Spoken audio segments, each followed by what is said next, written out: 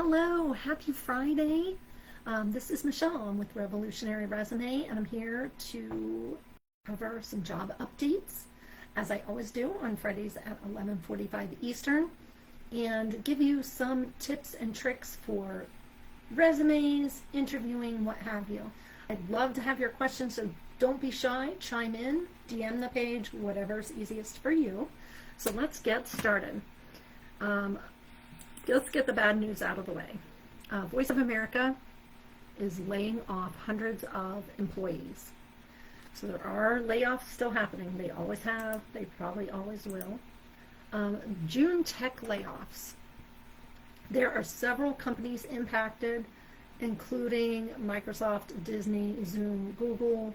I will put the full article of this in the comments of the live streams that you can look through and kind of keep it on your radar if you're out there applying at different tech companies. But let's talk about some positive stuff.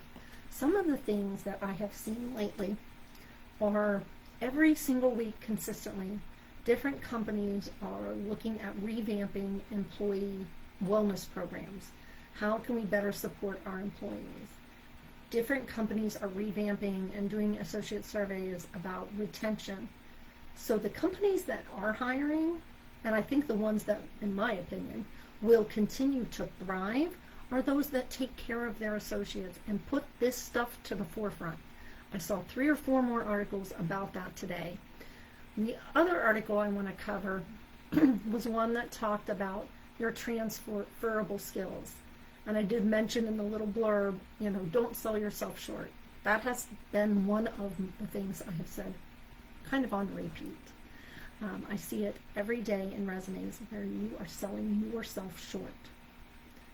But what do transferable skills look like? If you're looking to do a pivot or you're looking to launch your career from college, pivoting into a new industry from the federal workforce to private sector, you're going from an operations role to a back-end support role. What does that look like? You have got to quantify your skills, and you've got to explain them well so that in that 3 to 6 second range that an HR manager, or I should say hiring manager or a recruiter is looking at a resume, they're able to immediately identify, hey, John Doe has that exact set of skills. He's got do, and just tick those right off.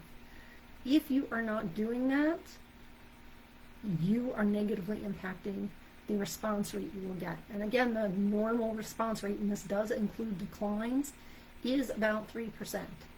So for every 100, you're getting a phone interview or 2. Yes, still be selective, but know that it's still very much a numbers game. I will put the article that really deep dives into making sure to put your skills on there and how to show that they're transferable. But this is something I talk about on the phone calls I do prior to writing somebody's resume, is I deep dive into your skills. I find out what role you're wanting to go to next, and we target everything towards that to make sure that we're putting our best foot forward for you. I just want you guys to have an easier time on the job hunt. I'm here to take some of that stress and unknowns away for you, and never hesitate to reach out.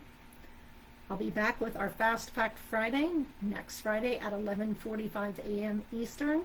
Until then, take care of yourself. Peace out.